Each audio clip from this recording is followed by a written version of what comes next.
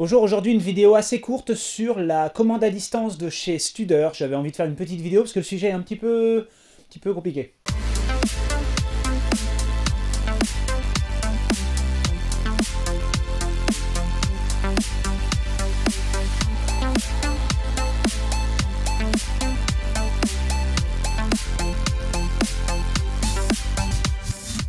Alors sur cette installation que vous avez pu voir dans la vidéo sur les fusibles et sur les câbles, j'ai un onduleur Studer Extender 4000 qu'il faut commander à distance avec un coup de poing. Alors ce coup de poing, si on est sur une installation Victron, c'est assez simple, il y a une commande à distance déjà de prévu dessus, et on câble le coup de poing avec les deux petits contacts, enfin un des deux contacts, directement sur l'onduleur.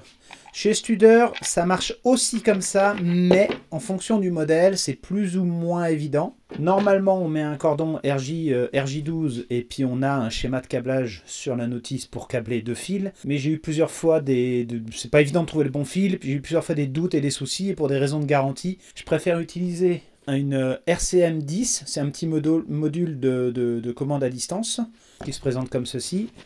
On a la boîte officielle. On a une petite notice qui nous dit quels paramètres régler. Le cordon, parce que c'est un cordon spécial, c'est pas les mêmes que les autres. Et ce petit module que l'on installe sur un ride-in. Un ride-in, c'est un rail comme ça. On le clip dessus, et puis on a le RJ12 qui passe là, et puis en face, on a les 6 contacts. Et on nous dit à quoi ça sert. Moi, je me sers que des main on-off, là, nos contacts secs, mais on peut aussi envoyer une certaine tension, un certain courant. On peut faire de la photodétection, on peut faire tout un tas de choses, mais ça c'est plus pour l'automatisme ou pour des systèmes plus complexes lorsqu'on est en industrie. Moi je vais me servir comme interrupteur, hein, c'est suffisant pour moi. Donc je me sers que des premières bornes. Donc j'ai installé ici, et puis j'ai mis mes deux fils sur la première borne, sur les deux premières bornes, et puis les fils ils vont au coup de poing. Relativement simple. Alors je vais démarrer le système. Voilà, on a une onduleur. Alors, où est-ce qu'est le BINS? Où est-ce qu'est la petite astuce? Eh bien, pour que ça fonctionne, il faut bien paramétrer le système avec la télécommande. Donc là, on va attendre qu'il démarre. Il me dit que c'est synchronisé, que c'est pris en compte. Et il faut aller dans les menus du Extender. Voilà, on va aller par numéro. Et il faut aller chercher deux numéros. Alors moi, je les ai notés sur la boîte parce que c'est un peu compliqué. Le 1545 et le 1576. Lorsqu'on cherche, bon bah moi je vais aller vers le haut là. Quand on reste appuyé sur le bouton, ça va plus vite. Voilà, j'ai dû aller plus loin. Voilà, 1576. Donc ça, le 1576, c'est lui dire oui, je veux bien qu'on utilise la commande on-off.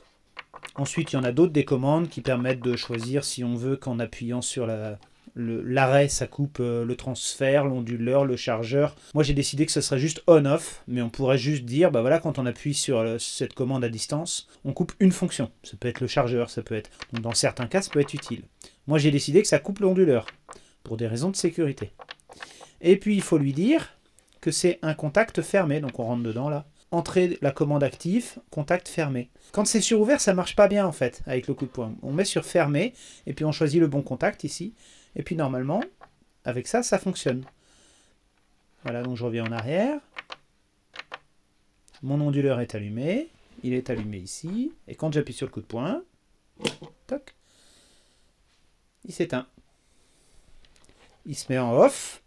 Et quand on enlève le coup de poing, alors comparé à Victron, ça ne redémarre pas. L'onduleur reste sur off. Là, on nous annonce qu'il y a une erreur, mais c'est normal parce que tout à l'heure, quand l'onduleur s'est éteint, il s'était désynchronisé vu qu'il était éteint. Donc là, il est à nouveau synchronisé. Erreur, bah oui. Et il faut remettre le courant. Donc c'est disons que c'est je sais pas si c'est un bémol, c'est le mode de fonctionnement de chez Studer. Le coup de poing, lorsqu'on l'actionne, c'est une urgence. Donc ça coupe effectivement l'onduleur, mais ça le coupe tellement que il ne communique plus, il est éteint pour de vrai. Il ne communique plus.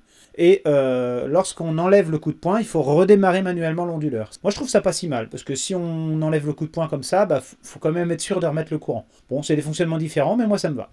Voilà, ce petit module, il vaut quelques dizaines d'euros. Alors, c'est quelque chose en plus.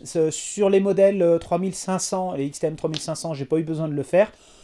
J'avais trouvé la solution. Là, j'ai un petit peu galéré, donc j'ai choisi de prendre le module pour une question de garantie avec le fournisseur. C'est pas sur un onduleur à 2700 ou 3000 euros, on peut mettre 30 euros de plus pour la commande à distance. Si ce n'est que la commande à distance, elle est rarement exploitée en fait. Hein. C'est vraiment un confort.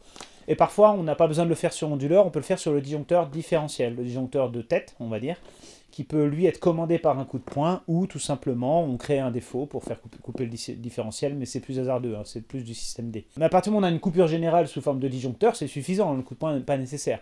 L'avantage du coup de poing, c'est qu'on les branche en parallèle, et on peut les mettre partout, sur un site, un atelier, un lieu de travail qui est alimenté par onduleur. Ça permet d'avoir des machines en sécurité. Comme par exemple les machines de Lille à Nantes qui fonctionnent avec des générateurs, eh ben, il y a besoin des coups de poing un peu partout.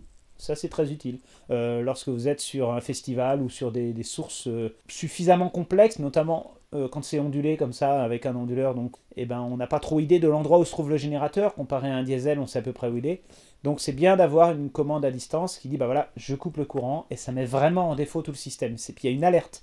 C'est surtout que ça mémorise sur la télécommande qu'il y a bien une erreur, il y a bien une coupure. C'est pas anodin. Voilà. Donc voilà pour l'astuce. Moi je vais fonctionner avec ces modules là maintenant. Il n'y a pas de raison.